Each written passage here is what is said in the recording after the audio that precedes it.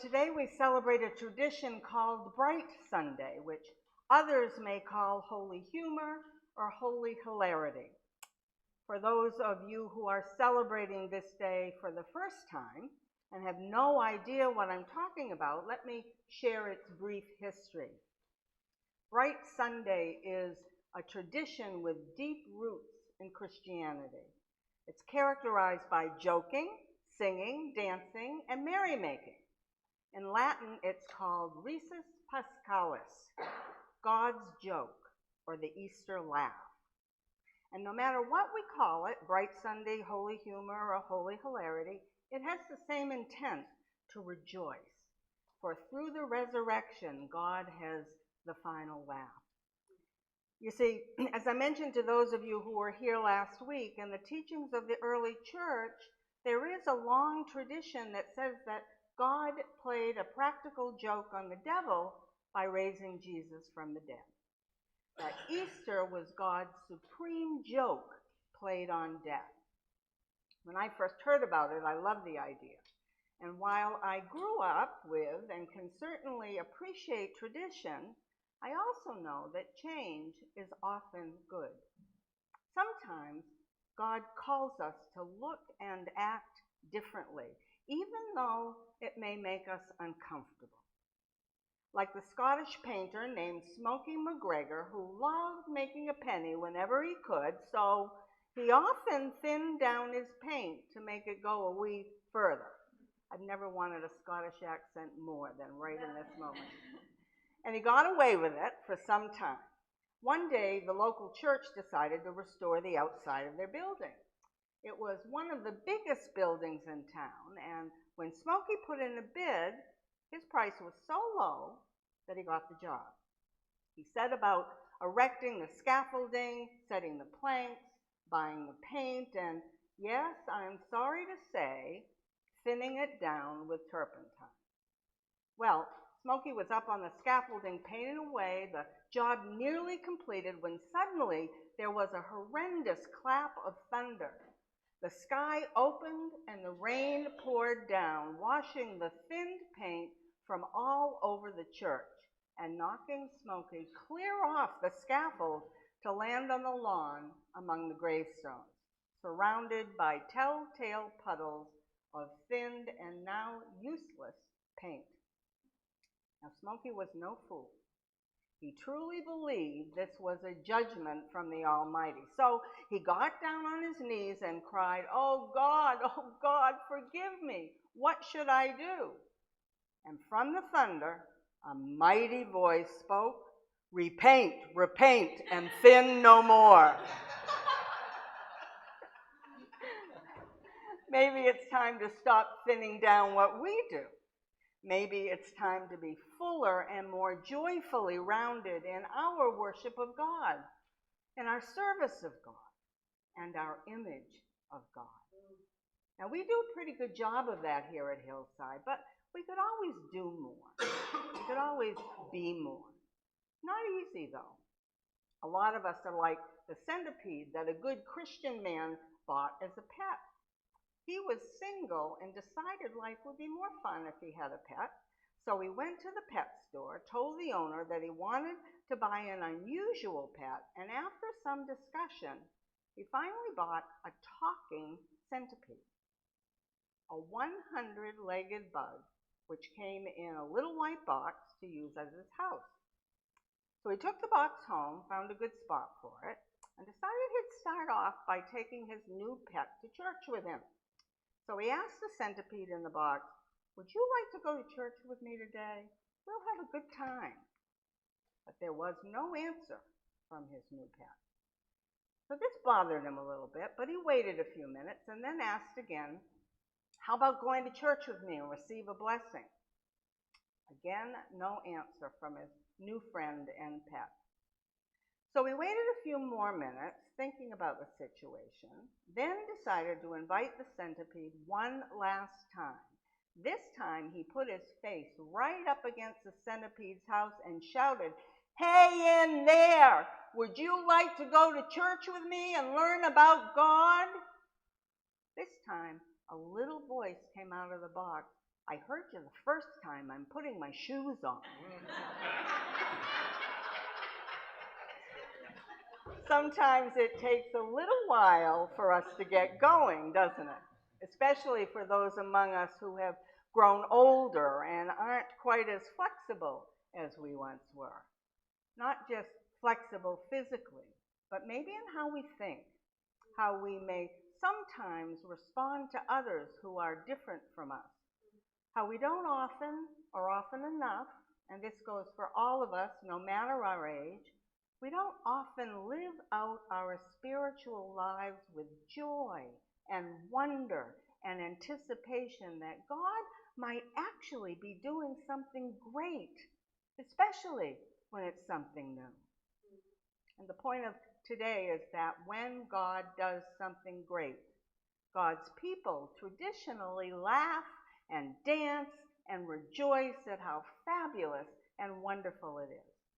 At least they used to. And it's good when we could join in.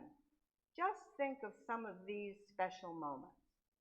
When God came to Abram and Sarai, for instance, he 99 years old and she 90, and told them they would have a son, they each laughed. Really? They said. Good one, God. But 9 months later, little Isaac was born and the people of God were on their way. Centuries later, after many trials and hard journeys, when the people were becoming a kingdom, one of the great days was when the Ark of the Covenant was recovered from the Philistines and carried back to the temple in Jerusalem. When King David saw it coming down the road, he was so happy, he threw all royal decorum and protocol aside and broke into a wild, ecstatic dance, singing and laughing his head off in joyful abandon. And centuries later, after losing everything because of their sinfulness and being taken into captivity in Babylon, and the day of miracle came when the people were able to return to their land, it was a day of laughter and tears of joy. That's where Psalm 126 comes from. The Lord has done great things for us, and we rejoice. Then our mouth was filled with laughter, and our tongue with shouts of joy. May those who sow in tears reap with shouts of joy. Of course, we have to bear in mind it's not always the right time to laugh, and not all God's work are to be celebrated with abandon.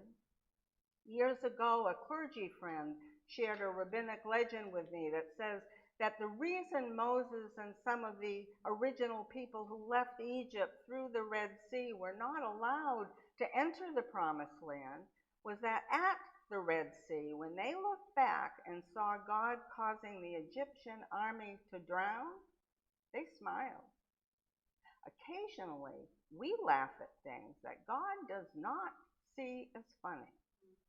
Something we sometimes still need to learn. But still, when did laughter and joy at God's truly great deeds grow out of fashion? And that got me wondering about the resurrection story. When news got around, when people first heard and then had time to think about the news of Jesus being raised, did anyone laugh? Probably not Pilate. Probably not Herod, the temple priests, or Caesar. Governors and governments often don't have a good sense of humor, and they take themselves far too seriously. But what about the disciples? Don't you wonder about the story of Thomas? We call Thomas doubting, but I wonder if it was more just a matter of disbelief or a fear he had that maybe the others were being duped, being fooled by someone pretending to be Jesus. An imposter playing a cruel and dangerous joke on them. Thomas, he was here last week. I am so sorry you missed him, that you weren't here, but it was Jesus raised from the dead. We have our teacher again, and we need to follow him. Really, says Thomas. Please tell me that's a joke. You're not really falling for some Jesus impersonator, are you? I tell you, unless I see the scars in his hands and his feet from his crucifixion, I'll not be following any make-believe Jesus. After which, of course, Jesus appears again, and Thomas sees. And the rest is history, and faith, and faithfulness. The greatest joke of all that God plays on sin and evil and the power of death in the world.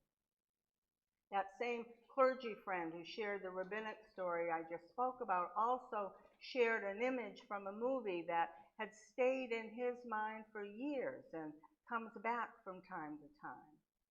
The movie itself is older than many of you, but perhaps some of you know of the tragic event itself. I remember the event and the movie. It was 43 years ago in December that Maryknoll sisters Maura Clark, Ida Ford, Dorothy Cozell, and lay missionary Jean Donovan went to serve those suffering from poverty at the height of the oppression and civil war in El Salvador, and became victims of escalating violence toward church members who sided with the poor. In a letter home, Donovan wrote, "Several times I've decided to leave El Salvador. I almost could, except for the children, the poor, bruised victims of this insanity. Who would care for them? Whose heart would be so staunch as to favor the reasonable thing in a sea of their tears and helplessness? Not mine, dear friend, not mine." On December 4th, 1980, their bodies were found in a shallow grave. They had been raped and shot at close range. 3 years later, Melissa Gilbert of Little House on the Prairie played Jean Donovan in a made-for-TV film about this tragedy called Choices of the Heart. Now, I'm dating myself here.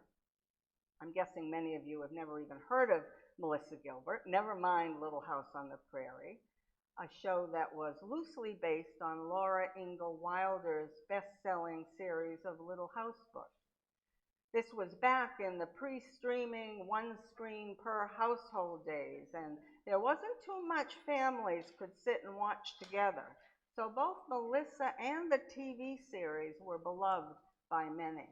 And this created an immediate feeling of sympathy toward the character she played in this movie, even before we were understandably drawn to the Jean Donovan because of the work she was doing and the love she was showing for the people that she and her sisters were serving. So when at the end she and the others are kidnapped, taken to a garbage dump, and killed by government troops, the sorrow is deep and intense, and tears start to flow.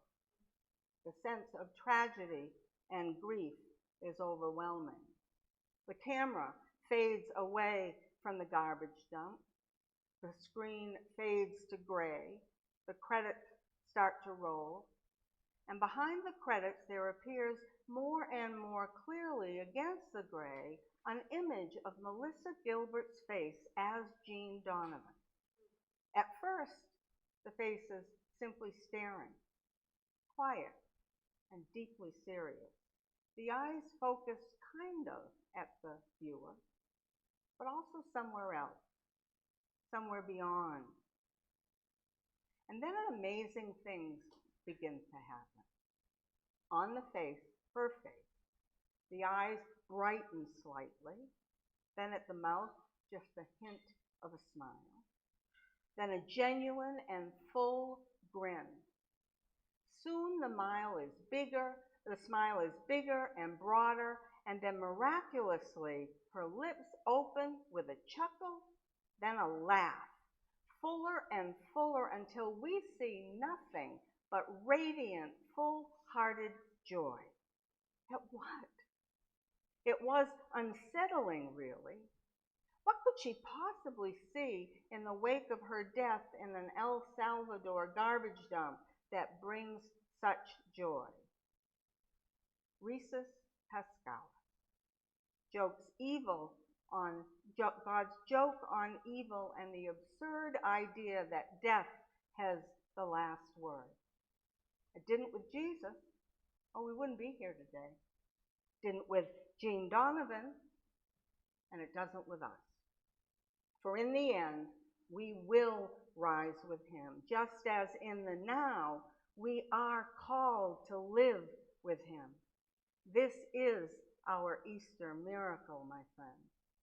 This is our Easter joy. To others, it may seem preposterous, hilarious even. But to us, it is the joyous and glaringly bright truth that undergirds and strengthens our faith. Let us rejoice and be glad in it. Amen.